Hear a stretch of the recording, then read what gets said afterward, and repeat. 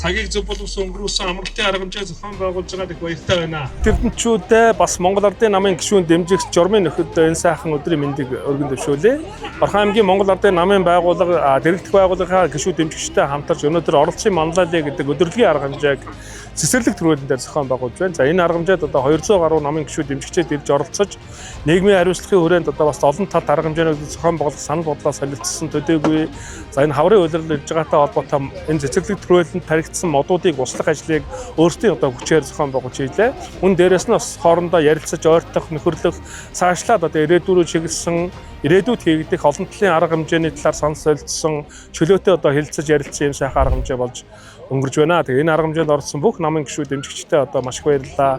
Дээрэс нь одоо зохион байгуулсан намын хороо за дээрэс нь дэргэдэх байгууллагын нийт одоо тэргүүлэгчтэй ажлын хүндрэл амжилттай өгсөн өрөө процессын манлайлал гэдэг арга хэмжээ бол гишүүн болгоны саналыг авсан тусгасан цаашлаад ирээдүйрөө чиглэсэн олон чиглэлт арга хэмжээнд дээр одоо тулгуур хүчин зүйл болж нөлөөлөх зохион байгуулах ийм одоо ач холбогдолтой болж байгаа гэдгийг тодтолж хэлхийг хүсэж байна. Тэгээ бүгдөөрэнд нь амралтын өдрийн мэндийг ахин дэвшүүлээ. Идэвхтэй сайхан амралт зохион байгуулсан бүгдэнд нь баярлалаа. Оролцсон бүх хүмүүстээ эрүүлэх аж аргал энэ хорвогийн хамгийн сайн сайхан бүхнийг хүсэн өрөөё.